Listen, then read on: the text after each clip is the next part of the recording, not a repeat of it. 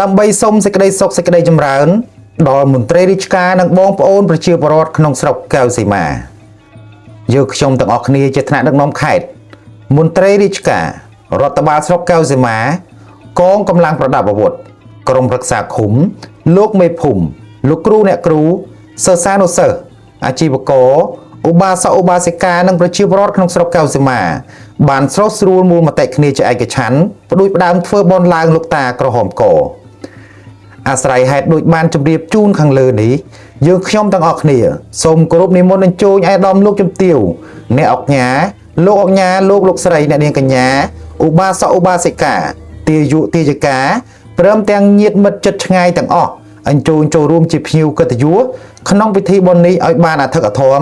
និងចាប់មគ្គផលទៅតាមកម្លាំងសទ្ធាជ្រះថ្លារៀងខ្លួនសម្រាប់បន្តរៀបចំកម្មចិន្តាអាស្រមលោកតាបន្ថែមទៀតបញ្ជាក់ពិធីបុណ្យនេះប្រព្រឹត្តទៅនៅចំណុចភ្នំតាខួបភូមិអូអាមឃុំស្រែខ្ទុំស្រុកកែវសីមាកម្មវិធីបុណ្យថ្ងៃសុក្រ800ខែចែកឆ្នាំម្សាញ់ស័ព្ទស័កពុទ្ធសករាជ2569ត្រូវនៅថ្ងៃទី10ខែមេសាឆ្នាំ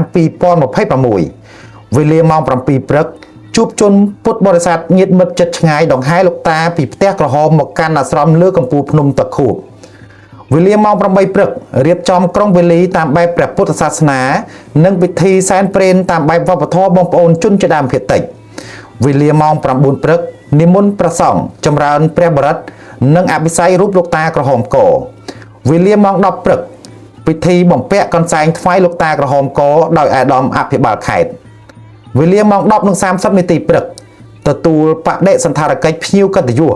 ពិសាភោជនាហារអ្នកផ្ដាំបុណ្យ1អាដាមម៉ែនងុយប្រធានក្រុមប្រឹក្សាខេត្តនិងលោកជំទាវ